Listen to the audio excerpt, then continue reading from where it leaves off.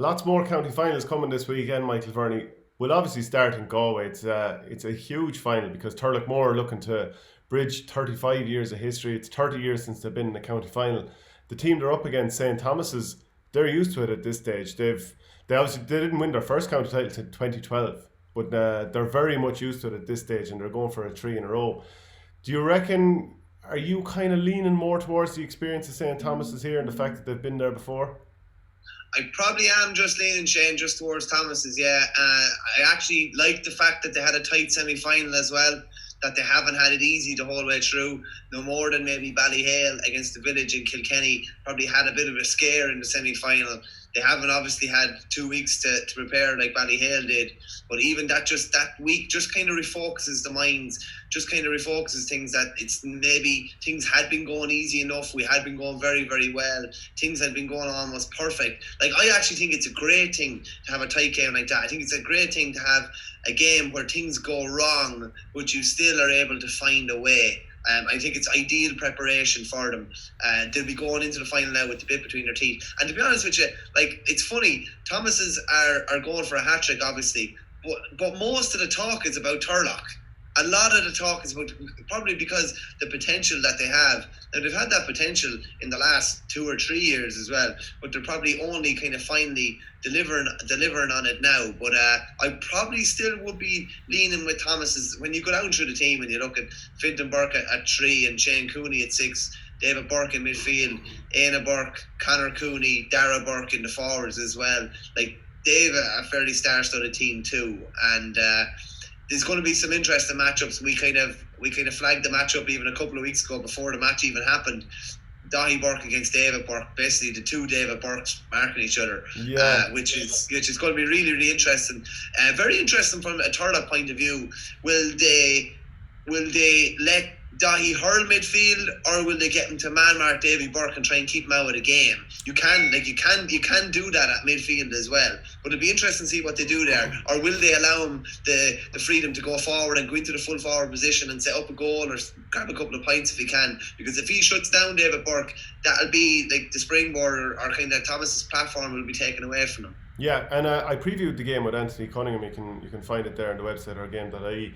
And he was talking about this, and he was saying at times Davy Burke is at wing forward, and of course we know he's midfield for years for Galway, man of the match in that All Ireland final in 2017. I wonder though, would Turloughmore's put one of their main driving forces, a guy who pushed up into the forward line and set up that goal late on with that beautiful flying stick pass that he did against Loughrea towards the end.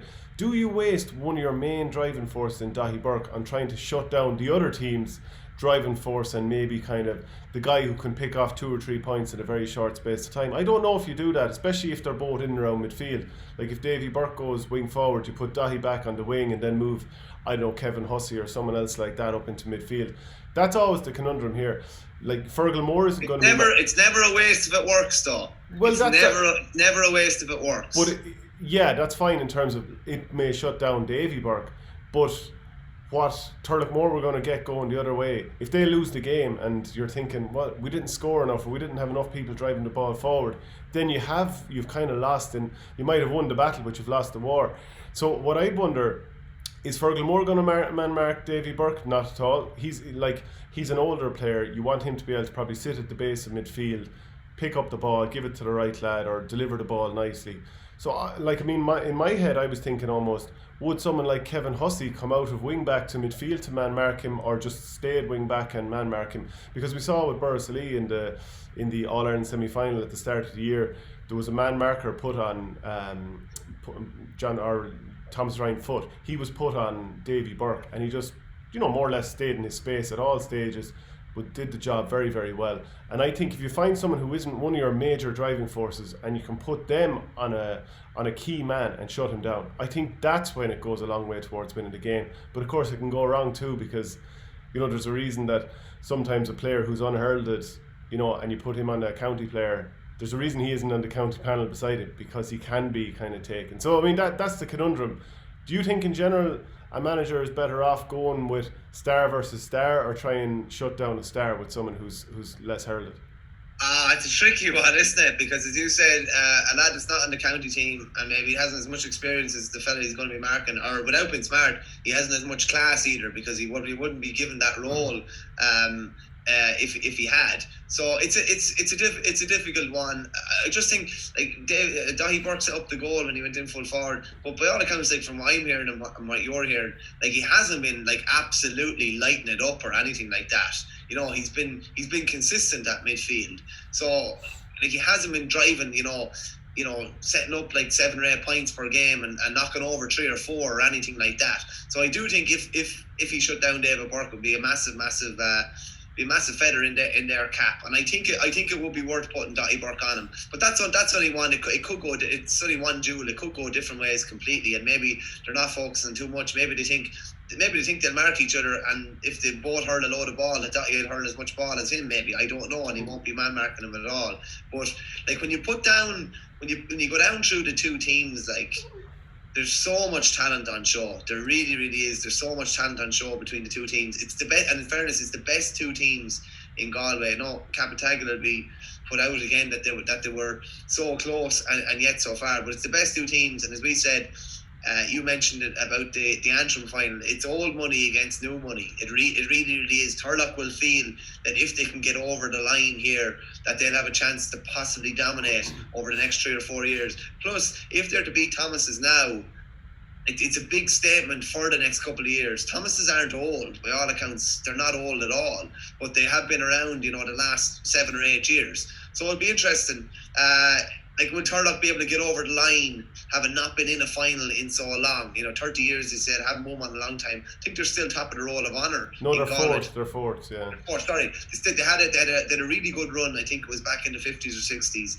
And but they haven't been there in a long time. They won the Fela about 10 or 12 years ago, I'd say. They've been the emerging force. They've been kind of, in horse racing terms, they're the talking horse. They're the one that everyone has been talking about. They've been really visually impressive at times, but maybe haven't gone and actually done it. And it's going to be really interesting to see if they can go and do it on Sunday. Yeah, and there's so many attackers for St. Thomas's with that county experience from minor upwards. We keep talking about that. A few matchups that I like the look of. I like the look of Conor Cooney against Ronan Burke, if that materialises. Because, Ronan Burke is one of those guys who's in the spine of the Turloughmore team that would have seen Galway action. I mean, he's obviously there. Jamie Holland is outside, and Kevin Hussey outside of him. We talk about the Lenans, Loftuses. Obviously, we mentioned Fergal Moore, former Galway captain. Dahi Burke, 4-time All-Star, if I have that correct. Conor Walsh, he's been going really, really well. There are a huge amount of really, really talented players in that Capitagal team, but they probably, you would say, which team has more lads who've delivered on big occasions? Well, the Turloughmore lads. Some of them haven't played senior and inter-county. None of them have played in a county final before. So that's why you err towards the team that's been there before, don't you? I mean, Turloughmore, their potential until they deliver, and after that, then they're a great champion. But until they've done it, it's always hard to just say that they will. Yeah, I'd probably be the Doubting Thomas. I'm going to have to... The Doubting St. Thomas? Yeah, yeah, exactly, yeah. I'm going to have to see it with Turloughmore before I believe it. I know all the potential is there, and I know they have a fairly star-studded background team. I believe Franny Ford is a selector/coach. Cyril Donlan actually didn't play with the Pearses this year to focus on his role with Turloughmore. I think Paul Hession's involved, and Barry Cullinan is involved as well. Who was obviously a former player, and I think he won under-21 All-Irelands with Galway in football and hurling, and he served under James Horn in recent years as well. Fairly star-studded background team there, but I just probably with Turlough, I'm probably just going to have to see it until I do believe it. Yeah, absolutely. And Kinvara were supposed to play Kilnadima and Leitrim this weekend in the Galway relegation series. There's obviously been plenty of hoo-ha in that with the whole Baha against Kinvara situation, and one player having coming back from America and apparently allegedly not going through the isolation period and just playing in the game. What's the latest with this? Funnily enough, the fixture is there's still odds up. There's still odds up on Paddy Power, but this game is definitely not happening. So there's COVID cases or COVID concerns in both clubs. So this game was scheduled to be playing Loughrea, I think it was Saturday or Sunday, I'm not sure, but the loser will go down to the intermediate ranks for 2021, but it now will definitely not be happening till Galway's interest in the championships are finished. So That could be 2021 realistically. Yeah. If Galway get to the All-Ireland hurling final, unless this is going to be played before Christmas or just before the New Year, which I very, very much doubt it would be. So it brings into doubt whether it will actually be played at all. And obviously Kinvara and Baha, Baha are the third team that are in that relegation series. They're safe at the moment anyway. They're currently involved in an investigation by the Galway SHC. A 3-person committee was set up about this alleged COVID breach, where a player is alleged to have come back from America on the Thursday before the match and not quarantined for the 14 days. So I believe that 3-person committee has met both Kinvara and Baha, and a decision is imminent there. There was talks that there was a CCC meeting last night. Haven't got any word back on it yet. But it'll be interesting to see what happens there, what ruling they make. Will the relegation from the senior ranks be, the idea of it, will it just be knocked on the head this year as a result of this controversy? And I think there's a suggestion, I would think anyway, given the fact that this game is not going to be played now until after Galway's fortunes in the championship is basically, we have a resolution to that I don't know if there's going to be any relegation at all. The thing is as well, obviously, Kilnadima Leitrim don't think they have anyone involved in Galway at the moment. They might have one. Obviously Kinvara have Conor Whelan, so Shane O'Neill, it's getting closer and closer to when he would want to have all his players back training. And if Kinvara, if this were to drag out any longer, he'd be denied Conor Whelan, and there's a potential of an injury before the county starts. So they've obviously knocked that in the head. But I'm following this very closely. Be interesting to see what happens now over the coming days. Yeah, because I think Galway GA had promised Shane O'Neill a certain amount of time exclusively with his players before the inter-county season began. There was talk that's why the Galway hurling final wasn't pushed back a week when the Thomases versus Capatagle semi-final, when that had to be delayed a week. And they were, let's say that if Corofin had to get to the county final, Burke would have had to play 2 games within 24 hours or something like that if they both got there. So a lot of that comes back to Shane O'Neill getting unfettered access to his players. We're going to go on to the Cork final in a couple of minutes, but first of all I want to touch on the Donegal hurling final. Now there's always great stories and great background in all of these different county championships, and we're going to touch on a few of them today, and definitely stay tuned for them, because it is great. Like, there are hurling mad people all over the country, and we're all the one when it comes down to it that way. We all love it. So the final in Donegal is Setanta against St. Eunan's. So you have a big town team from Letterkenny and St. Eunan's, plenty of dual players. Setanta is basically a crossroads, as you were describing it to me, and they're an all hurling club, aren't they?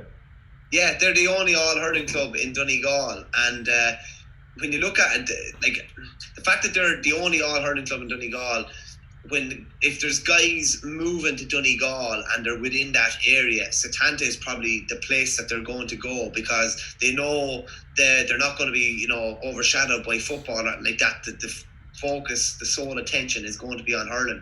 So they've had a couple of really, really high profile recruits in recent years. So Declan Coulter, who would have starred for Armagh for the last decade, he's married to Danny Cullen's sister. Danny Cullen is midfield for Setanta, and he would have won various all-star awards at Nicky Rackard level in recent years. So Declan Coulter is gone from being the best player in Armagh to now being probably one of the best players in Donegal, and he's with Setanta as well. Davin Flynn, who you'd probably be familiar with from Ross Gray in Tipperary, he plays at Donegal as well, and he's also moved to the Setanta club in recent years.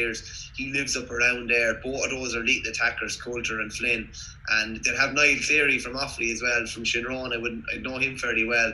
They obviously have Danny Cullen too, Gerard Gilmore, who's a good forward, and Mark Callahan cornerback. Setanta actually beat Eunan's handy enough in the group stages, but I think Eunan's had a man sent off early enough. They're managed by Gary McGettigan, originally from Strabane. He was playing with Setanta and then took over after when he retired.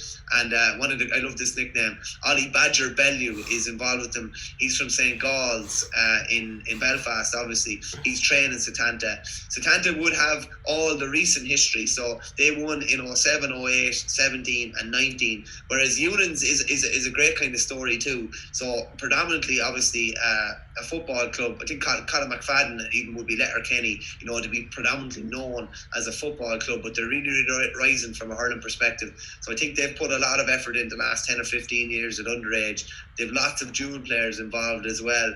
The O'Donnells, Conor O'Donnell and Niall O'Donnell, who play with Donegal. Now it's on shore, and I always think it's interesting when particularly with, weaker hurling counties. You're not sure whether they're actually not sure. The Setanta boys are probably unsure whether Letterkenny are going to have them this weekend. Yeah. And Letterkenny are probably unsure whether they're going to have them as well, just based on what Declan Bonner is doing.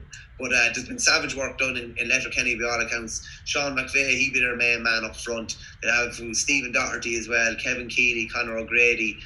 They have 6 or 7 that were on the senior football team that were beaten in the county semi-final.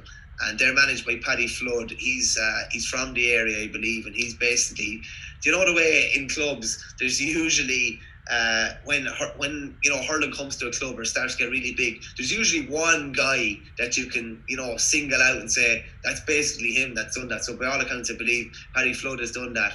And Tom Hennessy from Kilmarnock, I'm not sure if he's based up there or not, but he's the trainer, and I believe it's his son. He's the father of Barry Hennessy, who's the Kilmarnock goalie and the sub goalie for Limerick as well. He won All Ireland obviously 2 years ago, but you're kind of going with the All Hurling club against the All Hurling club, the Crossroads against the Town club, who haven't won in 50 years by all accounts. So Tanta would be favourites, and a lot will depend on whether the O'Donnells are fit to play, or whether they're going to be released by Declan Bonner or that. But definitely loads of interest in it. Well, put it this way, I don't see why those lads shouldn't be allowed to play in the county final on Sunday. It is a county final, it is your team, and if they've always been sort of dual players, and you'd imagine to be on the senior team, I mean, if you haven't played hurling for most of your life, you're not really going to be any use to a team when you try and just line out all of a sudden. So you'd imagine that they're fairly adept players too, and certainly, like I've seen Niall O'Donnell play a lot of football, and he's a very talented player and can get around the field.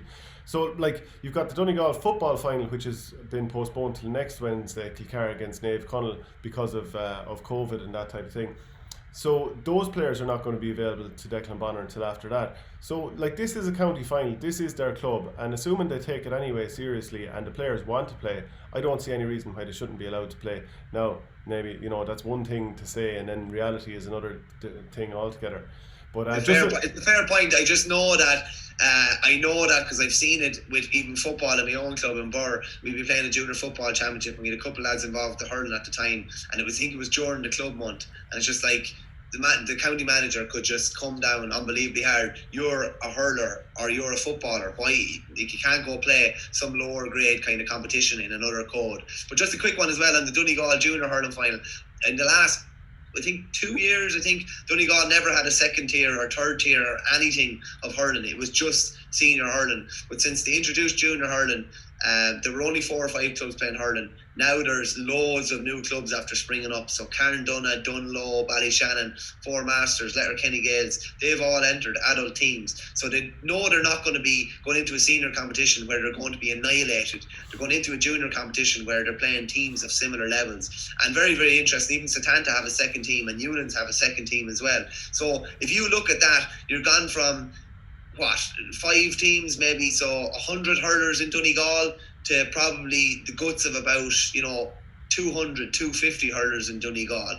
And even Dunlow been in the final. I believe there was no tradition whatsoever of hurling in West Donegal, but Dunlow and Guidor kind of came together and started coaching hurling about 10 years ago, and they're kind of reaping the benefits of that. And like I think that's great. You have a few lads probably driving it on in those clubs, but I think it's great because there's 4 or 5 clubs where we're strong in Donegal, and it's just the more pockets and the more clubs that it pops up in, the better. And I think it's a great approach to be taken from these clubs that they've embraced it. And yeah, it can only help within a club. You're including more lads, and you're getting another code. And GA is not Gaelic football alone, or it's not hurling alone, or it's not, it's the two of them. It's handball, it's rounders, obviously, as people would know as well. So like, you should be playing as many codes as you possibly can. But the likes of Donegal and the West Coast should have an unfair advantage on the rest of us, because of all the generations of rowing boats, their obliques would be unbelievable, so their striking should be unbelievable.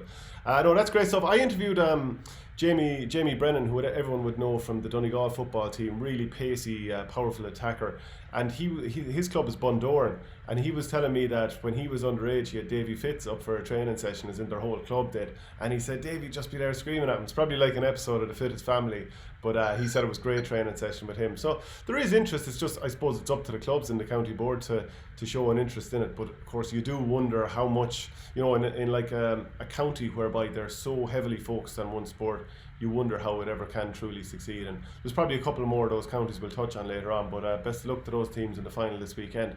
The Cork final is it's obviously a throwback really, in the sense that two of the traditional powerhouses in Cork hurling are meeting, but it's the first time since 1978 that they're meeting in a final. Glen Rovers against Blackrock. So just to recap on the semi-finals, Glen Rovers saw off Erin's Own 22 points to 310. Now, to be fair, this might be similar enough to St. Thomas's, who probably took a few bumps and bruises along the way against Capitagle en route to getting to the final. But Glen Rovers, they probably would have expected to beat Erin's Own by a little bit more. Erin's Own had stunned Sarsfields in the quarter-final, but probably would have been very unfancied. And by half-time, half of their defence was gone. Shane Murphy, he didn't make the game at all. James O'Flynn and Stephen Croner went off in the first half. So it was pretty weakened Erin's Own team for a finish. And Glen Rovers only beat them by 3 points. Patrick Horgan scoring 14, 10 of them from place balls. The other semi-final then, Blackrock, they saw off UCC after extra time, 326 to 34 points. So a 1 point victory there. And it sounded like it was great entertainment altogether. So do you like this thing when two traditional clubs come back and they meet in the final for the first time in decades, because there's such a rich tapestry of history and all that kind of stuff? Or do you prefer seeing the newer teams in there? A bit of both, but like when the traditional teams haven't been in it for a while, I think it's great, because particularly like I know anytime Burr and Rhinus maybe hadn't met there even if they hadn't met for 5 years, and they meet in a final, and you're chatting to anyone around the town or anything like that, you'd hear stories of when they played county finals in St. Brendan's Park, and the cars were basically clogged up about 4 kilometres back the road, and this kind of crack. Throw it up on the ditch. Leave the car up on the ditch. Exactly. Yeah, just abandon it in the middle of the road. I love hearing all that stuff as well, because when there is a tradition there between them as well, there's a very kind of a healthy rivalry. It was probably bitter rivalry at one stage, and you're hearing all yarns about, it's funny, it's like the incident, something that happened in 1982, or the time they, went that was a bad stroke. That was a bad stroke that time. Yeah, all that stuff, or the time, even like when Banner used to play in Brennan's Park, Rhinus used to have specific dressing rooms down the far end. They were the Rhinus dressing rooms, in Brennan's Park, and we had our own dressing rooms. I'm sure it's the same with the Glen and the Rockies. Like, there's so many you'd love to chat to. You'd love to be sitting in Páirc Uí Chaoimh around a couple of old fellas from the two clubs, and get all the great stuff back in the day about all the great kind of players down through the years, and all the great yarns, the great scores, the great robberies, the bad referee decisions, the bad umpire decisions. So it's a kind of a healthy balance between the traditional side. You don't want the traditional sides there the whole time, but it is good to see them back, because they haven't been, particularly the Rockies, haven't been there in the guts of 2 decades. Yeah, absolutely. Really interesting interview with Richie Kelleher. I read it in the Examiner this week. He was talking about having previously been in and around the camp in 2010 and 2011. He was a selector, and then he was kind of on the sideline carrying hurleys and this kind of stuff. But he's obviously manager now. They've won a couple of county titles and been in a few finals as well, losing to Imachilly, of course. But he was talking about bitching, and like how maybe that was the reason that Glen Rovers hadn't been successful in quite a while, up until they made their breakthrough in recent times. So there's a couple of longish sort of quotes here, but I think they're worth looking at and having a chat about, because I think in the wider GAA circles this is something that would ring true for plenty of teams that are coming up short. And he goes, "We knew that before we came in we were probably underachieving. Players had opinions, spoke a little bit too much. Their job was to get fit, get aggressive, play hurling and see where it goes. I would have said to them, if you want to come and talk to me, we'll have a chat one-on-one. But we don't have to have any of these big group discussions and throw it out to the floor. We don't do that because players, in my opinion, lost the plot. They think they know everything. They don't.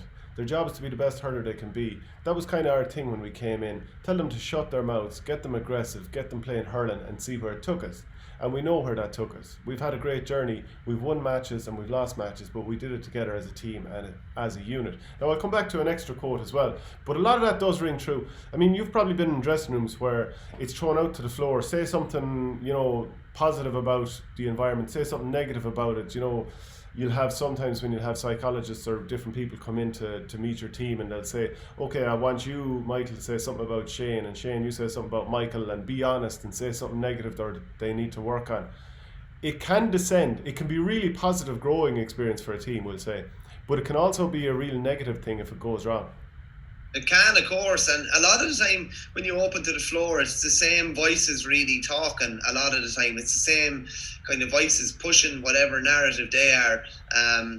I don't know. Is it a thing? I think it's generally is a lot of the time it's the county players. Is it not? A lot of the time, usually within clubs. I don't know. But the way I come at it from there, that is sometimes lads can come across and sound very kind of, I don't know if disingenuous is the right word, but they look like they're trying to. They look like they're letting on that they know it all almost. You know what I mean? Well, there can be agendas. There can be agendas, and sometimes you can have a situation where when everyone in the room is asked to contribute, and I've been in those meetings, and some of them have been great, but where everyone is asked to contribute, some lads, they don't think about that much. They don't want it. They don't necessarily want the floor, and they're nearly just having to force it. So that could be a negative. And then there's the guys who always talk, and their agendas and the force of their personality might actually be a negative in the dressing room in the first place. And you'd love to have less of them talking, but of course they're piping up. And as a manager, if you've opened it to everybody, there's always a possibility that person will speak too much. Yeah, I've been in a dressing room as well where you'd start in one corner of the dressing room and everyone would have to say something. And as you say, some lads don't want to say anything. Some lads, like, you know the quiet personalities within the dressing room. And if I was a manager, if even I was a captain of a team, you'd go and have a one-on-one conversation with them. Listen, what do you think? They might want to say what they actually think in front of the group. Then there's other guys who can't stop talking. They want to, and there's other guys that go on solo runs then as well, and they might be saying things, and they might be leading the conversation, but it mightn't necessarily be, what the majority of the group think. So it can be quite divisive. Richie Kelleher has obviously done the approach there, where he talks to guys one-on-one. If they have something to say, they say it to him.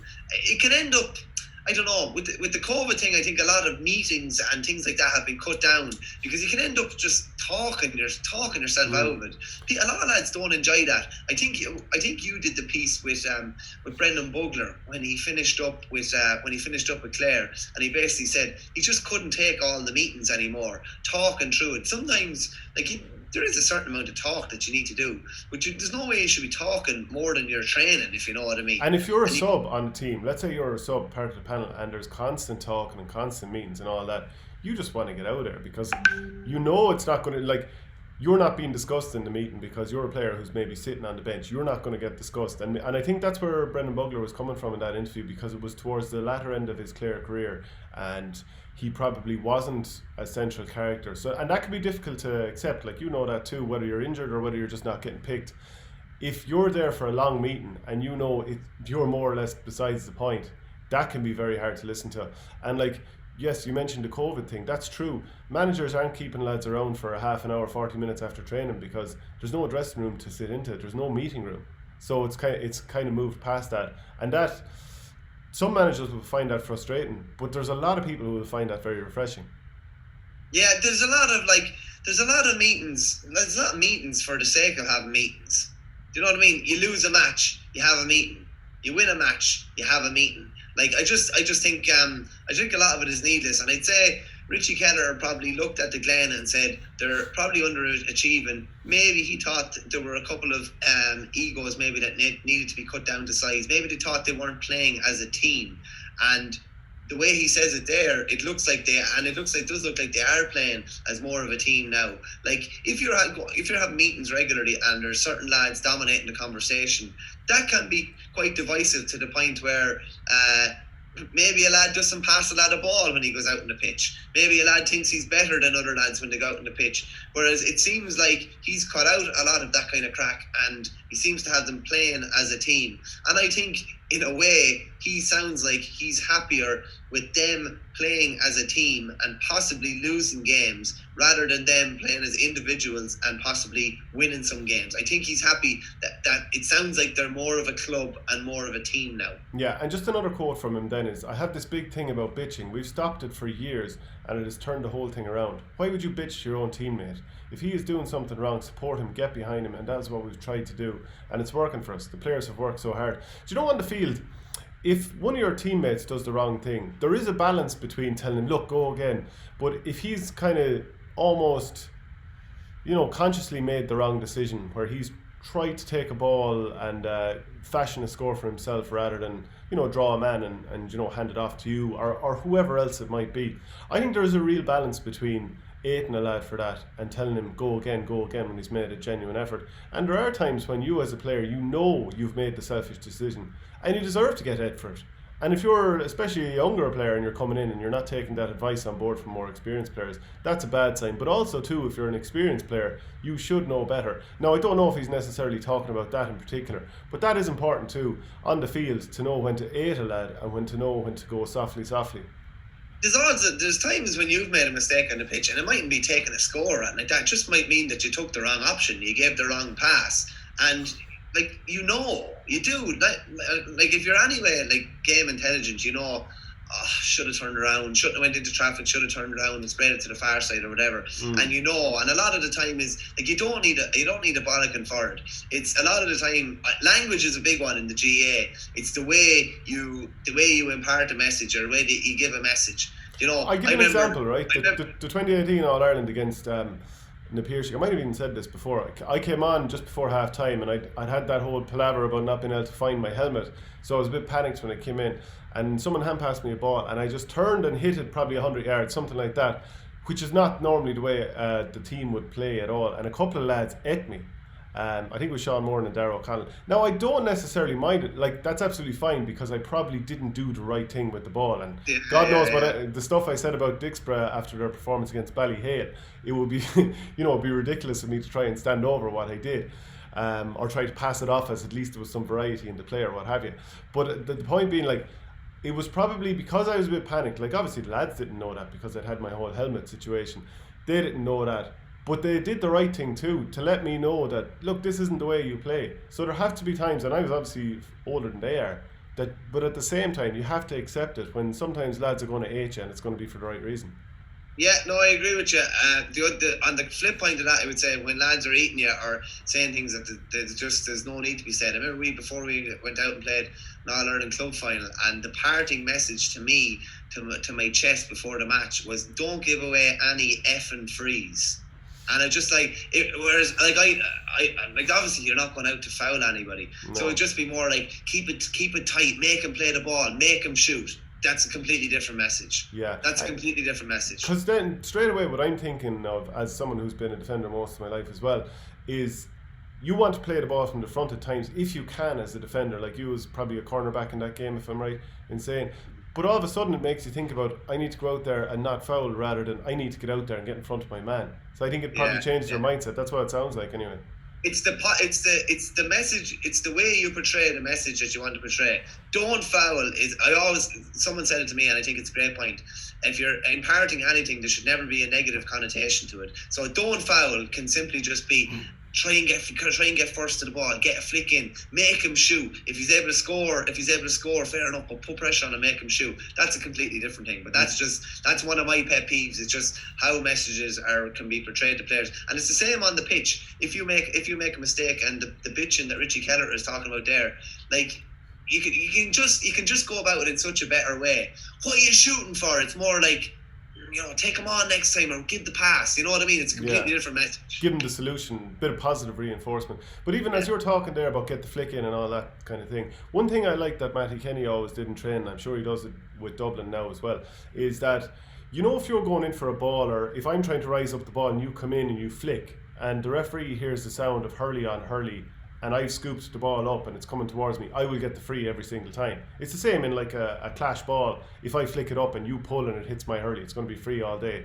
He's very much like explaining to you by actually going into the drill himself and showing you, don't flick across that way, almost kind of flick down on top of the ball to get that touch in. So it's giving a solution rather than just telling you that what you're doing is the problem. So anyway, that's the point. Just on that really quickly, like, it's like you're a bit sluggish in a game and the manager tells you to run faster. It's just like, run faster, run faster. Like, a better thing would be on his shoulder, you know, track his run, you know. It just stop. It's just this prehistoric stuff still going out in the GA. Thankfully, it's getting less and less, but some of the feedback you'd be given is just atrocious. Yeah. So the Glen, they're in their 5th Cork hurling final in 7 years. they will be favourites here. But like having previewed it with Fintan O'Toole, again, it's on the website there earlier in the week, he's certainly not ruling out Blackrock by any stretch at all. So that'll be a very interesting final to watch. But I think, again, people will probably lean towards the side that has the superstar in terms of Patrick Horgan, not to mention the fact that he's probably not going to miss frees, or certainly if it gets down to the white hot heat battle, the dying embers of the game, he is a lad who definitely stand up for them. The Westmeath final is actually a really interesting one this weekend. So Clonkill, they were worthy winners last year, but they had lost some, I think, 3 round robin group games. I was reading it in the Westmeath Examiner, but they'd lost 3 first round group games in 2019, still came through and won the final against Castletown-Geoghegan. So the Clonkill are now the back-to-back champions. In the semi-finals this year, Clonkill, they saw off Lough Lane Gales by 16 points to 12.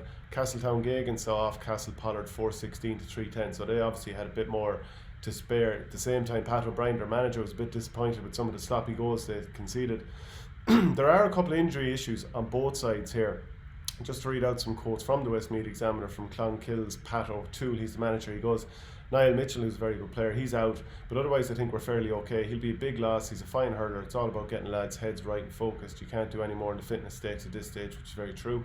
Pat O'Brien on the other side for Clonkill, or for Castletown-Geoghegan, he said Shane Clavin was out today in that semi-final, and he would probably be out for the final also. He had surgery for a hand injury. He's a big presence on the pitch. We were lucky enough to have Angus Clark back today. That was his first bit of hurling in 5 weeks. Now he's centre back for the county team. Excellent, stylish left-handed hurler. So both teams are missing players, but this is a final to look forward to. Oh, without a doubt, yeah. As you said, Pat O'Toole there, this is his second stint, I think, in charge. He took over from Kevin O'Brien. Brendan Murtagh is still probably their main man up front. He'd be centre forward or full forward. And I believe when they were in trouble against Lough Lane Gales in the semi-final, I think it was nearly a draw going into injury time, he kind of caught a sideline ball that came in and put it over the bar. They ended up winning by 4. Luke Loughlin was centre forward that day as well, scored 4 points, was very, very good. Paddy Dowdall came off the bench, came in as sweeper the last day. He's actually only back from an army tour of duty. I'm actually chatting to him just when I get off the video with you. He won a football title with Lomans the other day, and I think that was his 13th county medal, and he'll be going for his 14th and another double. He's done the double a couple of times. Clonkill, Dar Egerton's probably their best player in defence. He obviously, you know him from playing with Westmeath. Clonkill tend to drop pretty deep, and they try to create kind of loads of space inside. They try to clog up the defence, create loads of space inside. They've loads of workers around the middle of the field, around that kind of middle 8, doing a lot of donkey work.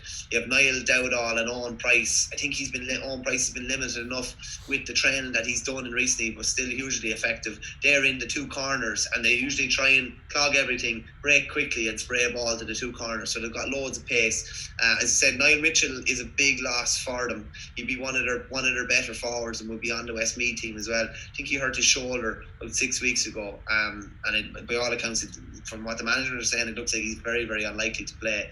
Castletown-Geoghegan are an interesting one. Clonkill probably have the experience. You'd probably, when you're looking at Castletown-Geoghegan, you probably think maybe they could potentially have more class. So Pat O'Brien manages him. He's Niall O'Brien's father. Niall will be obviously a very, very talented attacker. Probably not that long back from the UAE to think he was teaching over there. But Pat O'Brien was over the Castletown-Geoghegan team that won Division 2 of the Féile in 2007 when Angus Clark was captain, and a lot of this side would have come through that, so they've come the whole way through.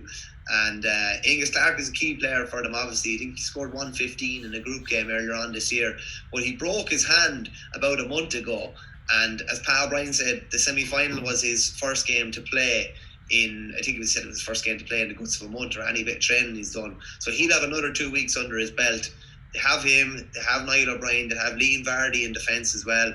Shane Clavin obviously is probably going to be missing. There's an interesting one as well. Paddy Dowdall is back from a tour of duty, but there's talk that Neil Kirby, the Castletown-Geoghegan captain, could have to depart this week, or could be departed at this stage for a tour of duty. So imagine being captain and missing the final because you have to go on a tour of duty a couple of days before the final happens. So it'd be interesting to see the barter and agreement there between Neil Kirby and the Defence Forces, and just trying to sort out, please just let me stay until Monday morning or Sunday night or that. But that's an interesting kind of contrast.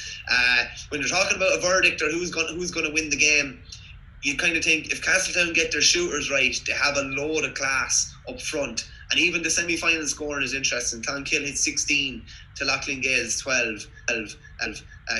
Castletown 10. Clonkill probably have the better defence.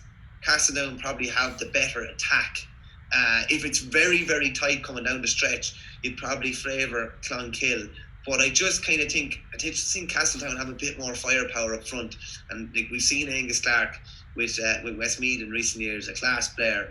And if Niall O'Brien gets any bit of space, he's the sort of lad that could end up with 4 or 5 from play easily. So I'd probably just be favouring Castletown, but there'd always be the nagging doubt that the experience of Clonkill would come back. But I think there might be a little bit of a shift in Westmeath. I think Castletown-Geoghegan might do it. Yeah, Castletown manager Pat O'Brien, he was saying of the semi-final, today was the first day that we actually got goals. We normally are unable to get them, but we've done a bit of work on that, hopefully if the opportunities present themselves in the final. So yeah, by the looks of the scorelines from the semi-final, Castletown-Geoghegan put up 4-16, Clonkill put up 16.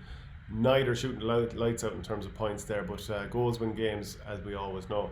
The Kilkenny Junior Hurling final is on this weekend. So All-Ireland champions at junior level, Connacht Shamrocks, they didn't win the county title last year. It was the O'Loughlin Gales B team, as far as I know. But obviously Connacht were then put out to represent Kilkenny in the provincial and All-Ireland Club Series, and they went on and won it. And I've said it many times, Nicky Brennan, former GAA president, former Kilkenny hurler and manager, he was brought to tears watching his small club win that All-Ireland. And I was there, it was brilliant stuff to watch it. So they're back, because they didn't win the county championship, they're still at junior level, and they're against Dixborough's second team. Now the way Dixborough played in the senior county final last Sunday, you know, you'd wonder would a performance from that A team win a junior final, but obviously I'm exaggerating an awful lot there. But Dixborough, they haven't lost anyone, and I think they're favourites here, aren't they? They are favourites. It's funny, like the reigning All-Ireland junior champions are not favourites to win the Kilkenny Junior Championship. Just kind of shows you how competitive it is, really. Dixborough have been putting up big scores throughout. They weren't tested in the semi-final against Piltown, I believe. Piltown were relying on frees for most of that game. Be interested to see what you say there. Dixborough have seen what their seniors did or what they didn't do last week, and they'll obviously be trying to make up for that. Connacht were beaten by O'Loughlin's B team last year, as you said, and now they, come head or high water, they won't want to be beaten by another B team in a county final. They bounced back brilliantly from the county final last year, but they were poor in that final last year against O'Loughlin's. They never really showed up, and there's probably, in a way, there's pressure on them this year to deliver. The fact that they're not favourites would probably help. Like no more than Thomastown been beaten in back-to-back finals in the Kilkenny Intermediate final, Connacht will definitely not want to be beaten in back-to-back finals. But an interesting game. Says a lot for the strength of Dixborough and the strength of O'Loughlin's, that they have teams that were able to win junior championships or contest junior finals. But yeah, Connacht, like whatever about winning an All-Ireland title, I wonder if you asked them now, which would they take, the All-Ireland junior title or the Kilkenny junior title? I'd say they played in Croke Park and all that. Oh no. But they won an All-Ireland, Shane. They won an All-Ireland not as county champions. Yeah, like, but a lot of clubs, they almost don't, like, they don't believe in B teams for other clubs. Like, you know, a huge club like Dixborough in terms of playing population, they're almost like, it's a bit unfair. It's not really their real team. They don't necessarily, it's not that they don't take it seriously, of course they do, because they have to play against them. But it's almost like, it's a bit of a, it's not quite right. They shouldn't even be playing in this particular competition. But can I just say, that makes the Connacht thing even sicker, the fact that they haven't won a county, and if they don't win a county title, the fact that they will have been beaten by the second team of 2 other clubs, I think they'd be absolutely sick by that. That would be a sickener, but still in all, they won an All-Ireland final at Croke Park, and nothing will ever beat that. No matter what any of these players ever do in their career. Now, James Bergen has obviously not been too far away from county pans, especially at underage in recent years. But you would say, on the whole, no matter what any of them does, whether it's a county title or whatever, at whatever grade, it's never going to beat winning an All-Ireland at Croke Park. I wonder how many people would have said after they won the All-Ireland, you know, snide remarks from other clubs, so you couldn't even win the county. But I'd say a lot of clubs wouldn't say, people from other clubs wouldn't say that because it was, they lost to a B team from another bigger club. So maybe so. I don't Well, know. listen, it'll be an interesting one. They definitely won't want to be losing to two B teams going into the county final, and that'd be for a junior final. It's a really high stakes game, a really interesting game too. Yeah, and the reason I kind of say it is because I played in that B county final for Coola there recently, in the second tier of the Dublin Championship, and you kind of get this feeling that the whole county was probably cheering for St Finbarrs to win it because it was their first team, and it's probably better for the promotion of hurling across the county if a first team from somewhere else is winning it. But anyway, we'll move on to the Longford hurling final this weekend. Wolf Tones against Slashers, a repeat of the 2017 final that Wolf Tones won by a point. Yeah, this game, remember we talked about a couple of weeks ago, this game was originally fixed for the Wednesday night under lights, and the Wolf Tones had released a statement basically saying how ridiculous it was and threatening to pull their players from the county squad if it went ahead on the Wednesday. It obviously didn't. I think the reason it didn't go ahead was due to COVID concerns, to the best of my knowledge. But an interesting game this weekend. Wolf Tones have 19 titles, so they're ahead of the roll of honour. Slashers have 11. Slashers beat the reigning champions Clonkill in the group stages and kind of avenged last year's final defeat. They knocked Wolf Tones out of the championship last year as well. They have Carol Murray back. I think he did his cruciate last year. Keelan Cox is back as well. They were both very influential when they beat Clonkill. They've lots of scorers. Garrett Gee came off the bench to score a point the last day against Clonkill, and he's another experienced forward coming off the bench for them. John Mulhern is back for Wolf Tones, key player for them. He'll take some watching. Mostrom, which is the other name for Wolf Tones, they probably have, from what I've been reading in the Longford Leader, probably have the better squad. Slashers will be sick to lose another one, especially considering that they knocked Clonkill out already this year and having lost last year's final, having beaten Wolf Tones along the way. I don't have enough intimate knowledge on it to make a call, but it sounds like it's going to be an interesting final. Like, Wolf Tones only beat them by a point when they met 3 years ago, so should be an interesting game. And again, it's good that they're getting, a proper billing in the county grounds, not under lights. There's no lads rushing back from Dublin or any kind of crack. It's getting the proper billing that it should. Yeah, the Leitrim final is also on this weekend, and it's Carrick against Clooneen. Carrick last didn't make a final in 2011. They're the 3-in-a-row champions, and Clooneen last won it in 2016. Then the Louth final is also on in Darver. That's going to be Knockbridge against St Feckin's. It's a repeat of last year's final, and also a senior hurling league final that was on recently, and they both come in with a 100% record. Knockbridge, their goal scoring threat, they've had plenty of goals in recent weeks, and it should be a good one to see. There's probably a bit of needle between the teams, as I was reading in the Dundalk Democrat. So that's that final there. Final item of the week then, the Michael Verney lock of the week. The lock of the week was unstuck last week, unfortunately. We had 2 up the first 2 weeks. No joy last week. Unfortunately, Rose and Alice were beaten well enough by Clock Ballacalla. But we're back again this week. We have 2 this week. Obviously, the choices we have to pick from are a little bit slim. But just looking at the Galway final, and you're looking at a team that has done it in Galway in recent years and is going for 3 in a row on Thomas's against a Turlough team that haven't won in over 35 years and haven't been in a final in 30 years. And you're just thinking Thomas's should be favourites in my view, probably around 4 to 6 or something along those lines. And they're not. It's kind of nearly even money each of 2 in the final. And I just think Turlough don't have that final experience. They've a brilliant squad, a brilliant team. They don't have that final experience. As I said in previous shows, Thomas has seemed like they're hell-bent on winning 3 in a row. And I think Thomas's 8 to 11 to lift the trophy is a very, very solid price. If it goes to extra time or penalties or anything like that, you're just giving yourself the little saver at 8 to 11. And I'm going to double that up with Castletown-Geoghegan at 8 to 11 to lift the Westmeath trophy as well. I think Clonkill are a very good side. They're seriously experienced. I just think Castletown will have a bit too much up front with Angus Stark and Niall O'Brien on top form there. So 8 to 11, each of 2. Both of them to lift the trophy. St Thomas's and Castletown-Geoghegan, double them up. Hopefully we'll be smiling on Sunday evening. So that's Smooth Verney's lock of the week. Right, I think we've it all said, have we? All said, yeah. Some probably lower profile county finals this weekend, but some great stories in them as well. And great that we're probably whittling down the amount of county finals that we have in big games now before the county starts back. But shockingly important that all these counties get the exposure they can. County final is a county final at the end of the day. Yeah, and absolutely. If you have any comments, let us know on Twitter, on Facebook, on wherever you follow. And we'll chat again soon, Mike. Sound shit.